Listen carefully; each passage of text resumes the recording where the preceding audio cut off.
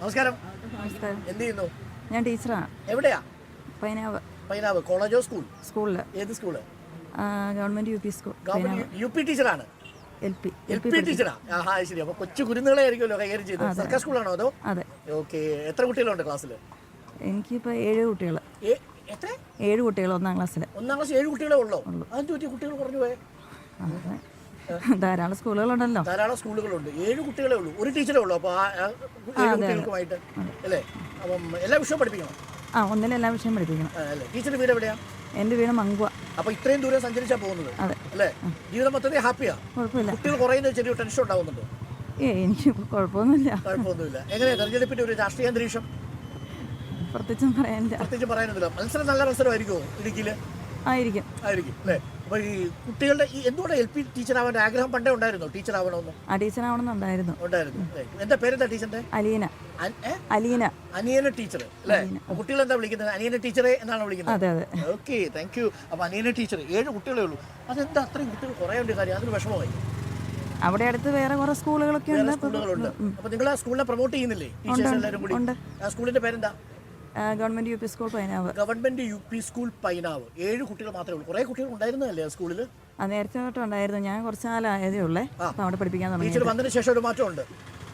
ഞാൻ ഈ കഴിഞ്ഞ മാസം വന്നത് അങ്ങോട്ട്. മാറ്റം ആയി വരുന്നേ ഉള്ളൂ. അടുത്ത അക്കാഡമിക് മുതൽ ഇവിടെ 10ഉം 12ഉം കുട്ടികൾ വരട്ടെ. 14 ആവട്ടെ. അതിങ്ങനെ കൂടി വരട്ടെ. Thank you teacher. നമസ്കാരം ചേട്ടാ. എങ്ങോട്ടാ പോകുന്നത് രാവിലെ? ജോലിക്ക്. എവിടെയാ ജോലി? പൈനാവിലാണ്. പൈനാവ് ഇവിടെ എത്ര സമയം എത്താൻ? അരമണിക്കൂർ. 7 കിലോമീറ്റർ. 7 കിലോമീറ്റർ ഉള്ളൂ. ഇവിടെ തന്നെയാണോ വീട്? കുറച്ച് പോകണം. ആണല്ലേ? ജീവിതമൊക്കെ എങ്ങനെ? ഇപ്പൊ ഈ വന്യജീവി ആക്രമണമുള്ള സ്ഥലത്തൊന്നും അല്ലല്ലോ? ഉണ്ടോ? എന്താ ശല്യം? കാട്ടുപന്നി ഈ കൃഷി മൊത്തം നശിപ്പിക്കും അല്ലേ? എന്തുകൊണ്ടായിരിക്കും ഇത്? ഇതിനകത്ത് ഇപ്പോൾ സർക്കാരിന്റെ വീഴ്ചയാണെന്ന് ചില ആൾക്കാർ പറയുന്നുണ്ട്. വനംവകുപ്പ് മന്ത്രി ഇടപെടുന്നില്ല തുടങ്ങിയ കാര്യങ്ങളൊക്കെ പറയുന്നുണ്ട്. അങ്ങനെ നിലപാടുണ്ട്? അതിനെക്കുറിച്ചൊന്നും വിമർശിക്കാൻ പറ്റത്തില്ല. അതെന്തോ സർക്കാർ ജീവനക്കാരനാണോ? ആണോ? എന്നാ പോട്ടെ. പക്ഷെ എന്നാലും ബുദ്ധിമുട്ടുണ്ട്. ഈ വന്യജീവി ആക്രമണത്തിന് ബുദ്ധിമുട്ടുണ്ട്. ഇപ്പം എന്ത് ചെയ്യാൻ? ഇപ്പം കാട്ടിലൊന്നും അതിന് കഴിക്കാനുള്ള ആഹാരമൊന്നും ഇല്ലാത്തതുകൊണ്ട് അതിൻ്റെതായ പുറത്തോട്ട് ഇറങ്ങും. കാട്ടാന ആക്രമണം ഉണ്ടോ? കാട്ടാന കടുവ പുലി ആ പരിപാടിയൊന്നും ഇല്ല. ഈ കാട്ടുപന്നിയുടെയാണ് ശല്യം. എന്താ അവിടെ സ്ഥലം ചേട്ടാ? എവിടെ സ്ഥലം? ഈരാറ്റുപേട്ട. അവിടെ വേറെ പ്രശ്നമൊന്നും ഇല്ലല്ലോ? ഹാപ്പിയാണ്. ഈരാറ്റുപേട്ട എന്ന് പറയുന്നത് ആരുടെ മണ്ഡലം വരുന്നത്? പത്തനംതിട്ടയാ അല്ലയോ? PC ഒറിജിനൽ മണ്ഡലം വരുന്നത് അല്ലേ?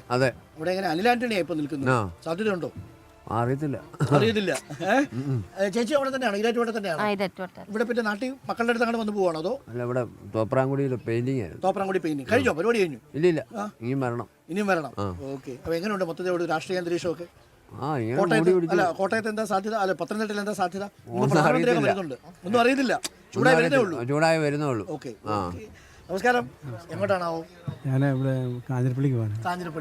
ഇവിടെയാണോ? ഇടുക്കിയിലാണോ? അല്ല, ഗവൺമെന്റ് വീട് പിന്നെ കോട്ടയത്തടുത്താ. കോട്ടയത്തൊക്കെ എങ്ങനെ രാഷ്ട്രീയ അന്തരീക്ഷം എങ്ങനെയാ? ചൂടായി വരുന്നു. നമസ്കാരം. ഞാൻ പറഞ്ഞല്ലോ ചേട്ടാ, ഇനി അപ്പുറത്തെ സ്ഥലത്തേക്ക് പോവാണോ? ഞാനിപ്പോ ആശുപത്രി പഠിക്കാൻ പോകും. ആശുപത്രി പഠിക്കാൻ നിൽക്കും. എന്നിട്ട് എത്ര മണി വരെ? ഇത് 3 മണി വരെയുള്ള കാര്യങ്ങളും. 3 മണി വരെ. ചൂടായപ്പോ? ചൂട് എനിക്കുണ്ട്, എന്നാലും സാരമില്ല. ഇപ്പൊ എത്ര വയസ്സായി? 82 ആയുള്ളൂ. 82ാമത്തെ വയസ്സിലും ലോട്ടറി വീട്ടിൽ ജീവിക്കുക അല്ലേ? അല്ല, ഇതൊരു നല്ല കാര്യമാണ്. പിന്നെ നല്ല കാര്യമാണ്. 82ാമത്തെ വയസ്സിലും വീട്ടിൽ ഇരിക്കുന്നത് എങ്ങനെയാ? നമ്മുടെ ജീവിതം തുടങ്ങുന്നേ ഉള്ളൂ. വീട്ടിലിരുന്നാൽ ശരിയാകത്തില്ല. ശരിയല്ലേ? അപ്പോൾ അതൊരു വലിയ കാര്യമാണ്. പ്രാരാബ്ദങ്ങളുണ്ട്. 82ാമത്തെ വയസ്സിൽ ലോട്ടറി വിറ്റ് ജീവിക്കുകയാണ് ഈ വെയിലത്തും എന്നുള്ളത്. അതൊരു വലിയ ഇൻസ്പിറേഷനുമാണ് നമുക്ക്. നമസ്കാരം. എങ്ങോട്ടാണ്? മെഡിക്കൽ കോളേജ് വരെ. ചികിത്സിക്കോ? അതോ ആരെ കാണാനോ? കണ്ണിന്.